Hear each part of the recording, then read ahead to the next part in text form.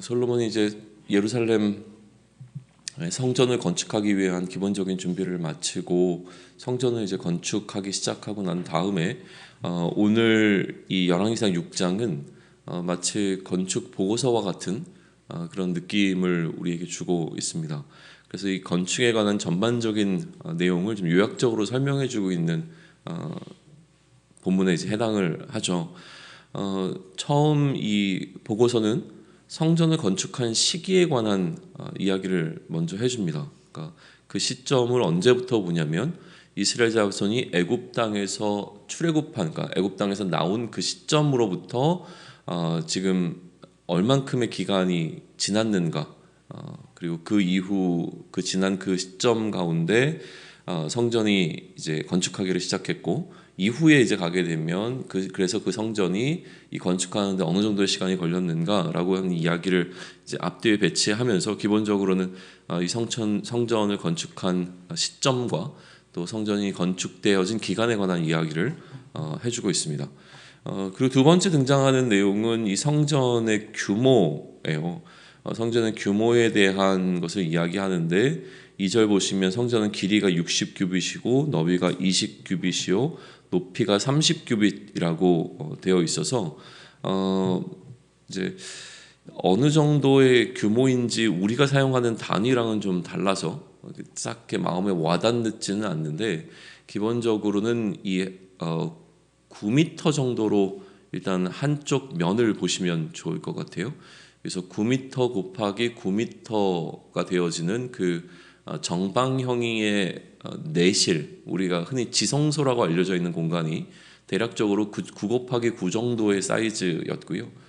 그 지성소 바깥에 이제 성소에 해당하는 외실이 있었는데 이 외실은 딱 2배 정도의 규모였습니다. 그러니까 9 곱하기 18 정도가 될까요? 그러니까 전체적으로 이 건물의 그 내실과 외실의 그 사이즈는 9 곱하기 39, 27 정도가 되겠죠.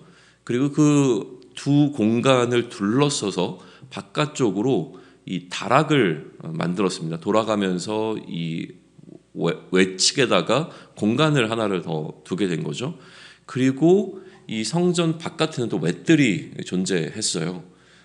그러니까 사실은 오늘 이 성전의 어떤 뭐라 그럴까요? 건축 설계도라고 하는 건 이처럼 말로 설명하는 것보다는 한 장의 그림으로 보여주면 굉장히 손쉽게 이해되어질 수 있는 부분입니다. 그러니까 오늘 이 열왕기상 6장을 묵상하실 때 여기 나와 있는 이 단위라든가 이런 것들에 너무 이렇게 매여 있기보다는 기본적으로 찾아보시면 성전의 그림이 나오니까 그 그림을 보시면서 함께 오늘 본문을 좀 읽어 나가시면 굉장히 쉽게 이해되어질 수 있는 부분입니다.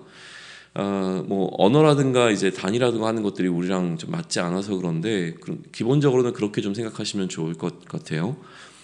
그리고 난 다음에 이 성전의 규모와 사이즈에 관한 것을 이야기해주고 또 뭐 어디에 이제 다락이 있었고 골방을 만들었고 또 창을 냈고 뭐 이런 이야기들을 하고 난 다음에 성전을 건축하는 방법에 관한 이야기를 살짝 또 해줍니다. 성전을 건축할 때 다른 곳에서 이 재료들을 다 다듬어 가지고 갖고 왔다는 거예요. 실제로 성전을 건축하는 건축의 현장에서는 우리가 생각하는 이런 포크레인이라든가 막 이렇게 뭐 굴삭기라든가 이런 어떤 이 소음이 들리지 않는 그런 형식의 건축의 방식이 이루어졌다라고 하는 것이죠.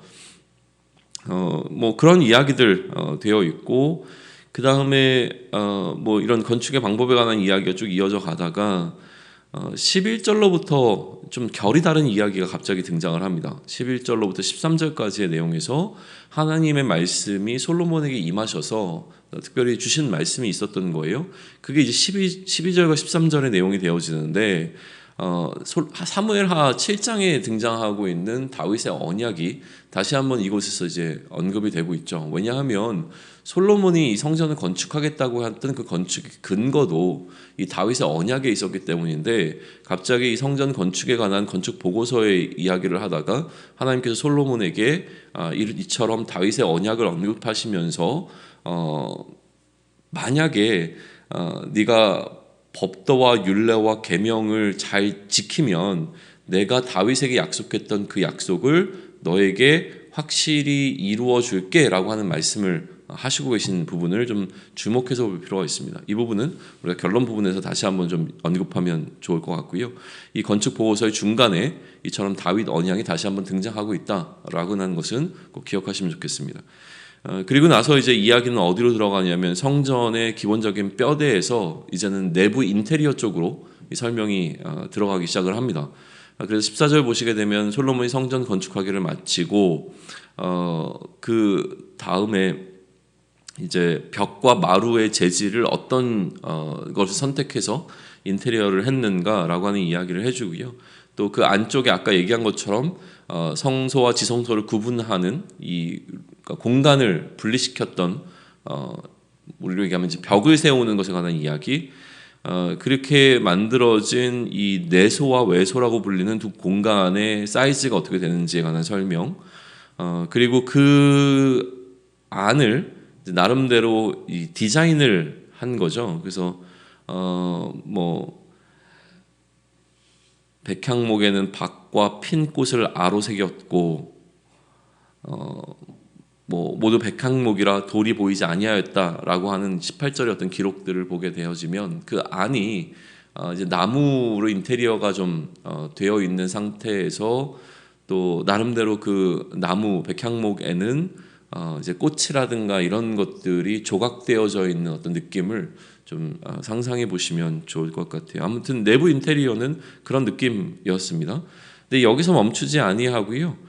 이제 금으로 이제 도금한다고 해야 될까요? 이제 금칠을 이제 하게 되는 거죠. 언약궤를 두기 위해서 이제 마련한 그 내소부터 시작해서 모든 것을 사실은 이제 금으로 다 이제 뒤덮습니다. 그리고 특별히 이 언약궤가 놓여 있는 이 내소, 다시 말하면 지성소에는 그룹이라고 불리는 뭐 큰 이제 상을 두 개를 세워서 그것의 규모가 이제 어떻게 되어지는지에 대한 구체적인 설명을 좀 해주고 있어요. 굉장히 독특한 부분인데요. 두 그룹 사이에 이제 그 언약궤를 놓아두게 되어집니다. 그리고 29절로 넘어가게 되면 이제 외소라고 불리게 되는 그 성소의 벽의 디자인은 어떻게 했는가, 그리고 성전의 마루는 또 어떻게 했고, 내소로 들어가게 되어지는 외소에서 내소로 들어가게 되는 출입문은 어떻게 마련했으며, 출입문의 디자인은 또 어떻게 했고, 또 외부에서 이 성전 안으로 들어가게 되어지는 외소의 출입문은 어떻게 만들었고, 또 그 출입문의 디자인은 어떻게 했는지라고 하는 것을 35절까지 쭉 설명을 해 나갑니다. 그리고 나서 이제 안뜰에 관한 이야기가 36절에 기록되고, 맨 마지막 37절과 38절은 이처럼 이제 성전의 기초를 쌓은 그 시점으로부터 뭐 얼마만큼의 시간이 지나서 성전 건축이 끝났는가라고 하는 이야기를 해주면서 총 성전 건축을 위해서 소요된 시간은 7년이었다라고 하는 기록을 하며 이 열왕기상 6장을 마무리하고 있죠. 뭐 아까도 말씀드렸지만 이 성전에 관한 어떤 건축 보고서라고 하는 이야기를 우리가 앞에 놓고서 우리 눈앞에 지금 성전이 보이고 있는 상태가 아니기 때문에 그 성전을 우리가 본 상태에서 이 보고서의 내용을 들으시는 게 필요합니다. 그러니까 요즘은 뭐 다 잘 돼 있으니까 인터넷을 통해서 솔로몬 성전이 종류가 좀 몇 가지가 있습니다. 헤롯의 성전도 있고, 솔로몬의 성전을 찾으셔서 그 성전의 그림과 이제 매치를 시키시면서 묵상하면 굉장히 재미있고 좀 흥미롭게 오늘 이 성전의 구조에 대한 것을 좀 살펴볼 수 있을 것 같아요. 그런데 우리는 지금 열왕기서를 묵상하는 묵상의 흐름 가운데서 무언가 솔로몬의 이야기를 대할 때 약간 뭔가 이렇게 깔끔하지 못한 느낌을 계속 받아왔습니다. 오늘도 마찬가지로 그 느낌에 대한 이야기를 계속 연이어 해야 될 것 같은데, 도대체 이처럼 성전 보고서 가운데서 어떻게 그런 느낌을 받을 수 있느냐라고 하는 부분이 좀 퀘스천이 들어가겠죠. 중간에 갑자기 결이 다른 이야기가 등장한 부분이 하나 있었습니다. 뭐냐면 다윗의 언약을 하나님께서 솔로몬에게 말씀해 주시고 있는 장면이 지금 삽입되어져 있다라고 하는 것이죠. 이것을 우리가 조금은 다른 측면에서 만약에 살펴보게 되어진다면, 자, 한번 생각해 보세요. 다윗의 언약의 내용의 핵심 내용은 무엇이었냐면 성전을 건축하는 자를 내가 나의 아들이라고 부르고 그에게 영원한 왕위를 줄 것이다 라고 하는 것이 다윗에게 주셨던 하나님의 약속이었단 말이에요. 그런데 지금 성전을 누가 건축하고 있냐면 솔로몬이 건축하고 있습니다. 그러면 하나님의 약속이 맞다면 성전을 건축한 솔로몬에게 하나님은 그를 자신의 아들이라고 부르시며 그에게 영원한 그 왕위를 주셨어야만 했던 거죠. 이게 하나님의 신실함과 하나님의 공의로움과 잇대어져 있는 부분입니다.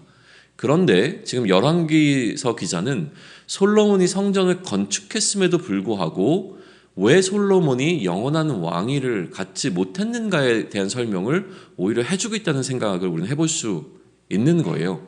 그러니까 누구든지 궁금해할 수 있는 거죠. 성전을 건축하는 것은 솔로몬인 것을 압니다. 그리고 다윗에게 주셨던 약속도 알아요.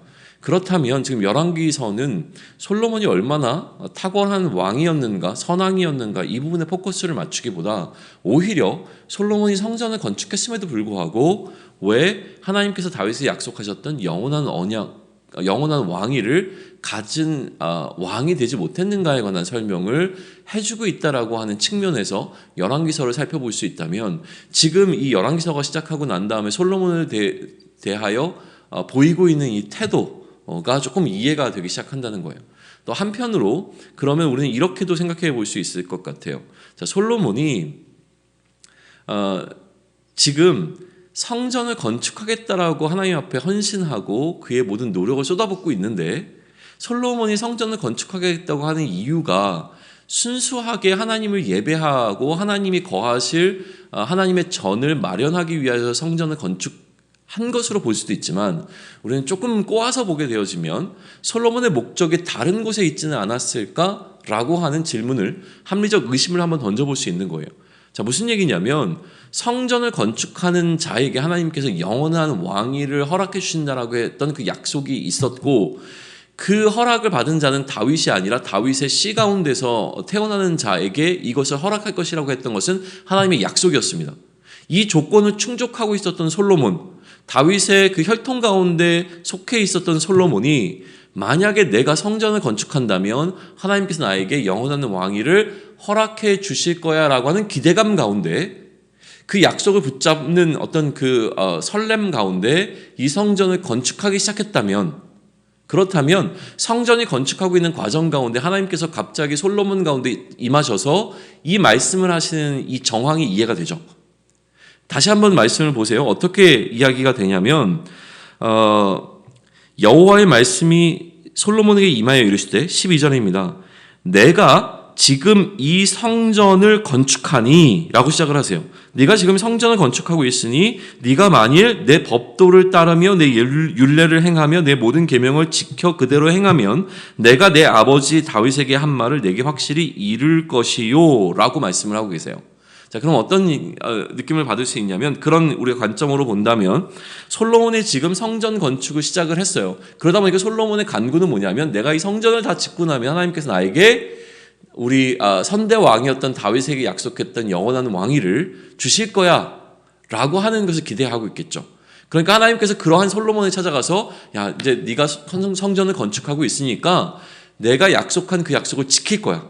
근데 그 약속이 이루어지려면 네가 기억해야 될 것이 있는데 그것은 무엇이냐면 나의 법도와 율례와 계명을 지켜 행해야만 해. 이거를 할 수 있으면 내가 다윗에게 약속한 그 언약을 너에게 이루어 줄게 라고 하는 말씀을 하시고 있는 장면으로 보게 된다라고 하는 것이죠. 자, 그러면 우리가 뒤에 이제 등장할 이야기를 굳이 살펴보지 않아도 왜 솔로몬이 성전을 건축했음에도 불구하고 하나님의 아들이라 부름받지 못하고 영원한 왕위를 갖지 못했는가에 대한 답을 얻을 수 있죠. 솔로몬에게는 하나님께서 지금 말씀하셨던 이 율례와 계명과 법도를 지켜 행하는 거에 뭔가 문제가 있었겠구나라고 하는 추측을 해볼 수 있는 지점이 됩니다.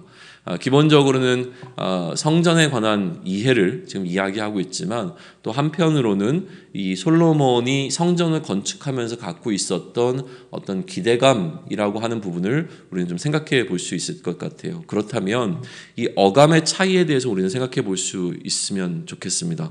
하나님의 약속을 붙잡고 믿음으로 살아가는 우리들입니다. 구약의 하나님, 신약의 하나님, 성경 속에서 나타나는 어떤 하나님의 일하심이 여전히 우리의 삶 가운데서 동일하게 이루어져야 합니다. 그리고 그것은 하나님의 행하심은 결국 우리를 향한 약속으로 존재하고 있는데 하나님의 이러한 약속이 왜 우리의 삶 가운데서 이루어지지 않고 있는가라고 하는 부분에 대해서 우리는 한번 생각을 할 때 내가 지금 하나님을 위하여 행하고 있는 나의 삶의 어떤 방향성이 정말로 하나님을 위한 것에 맞춰져 있는가? 하나님의 나라와 그의 의를 위하여 내가 헌신한다고 하지만 그 목적이 본질적으로 결국은 나를 향해 있는 것이 아닌가? 나의 욕망과 또 나의 어떤 만족을 위하여 하나님을 섬기는 것조차도 내가 지금 이용하고 있는 것은 아닌가? 성전이라고 하는 것을 건축하는 것처럼 이야기하지만 결국은 하나님을 위하여 전을 건축한다라고 하는 나의 이 의도 이면에는 이처럼 하나님을 향하여 내가 전을 건축하는 것을 통하여 영원한 왕이라고 하는 내가 얻을 수 있는 이득을 바라보며 지금 나아가고 있는 방향으로, 그것이 잘못됐다고 하는 것이 아니라 그 주객이 오히려 전도되어져서 내가 하나님을 섬기는 것조차도 무언가 왜곡되어져 있지 않은가라고 하는 것을 좀 점검해 볼 필요가 있다라고 하는 것입니다. 하나님의 약속은 우리 가운데 반드시 이루어질 겁니다. 우리가 하나님 나라를 욕망하는 것도 사실은 나쁜 것은 아니죠. 또한 나 자신을 위하여 하나님께 간구하는 것도 나쁜 것은 아닐 겁니다.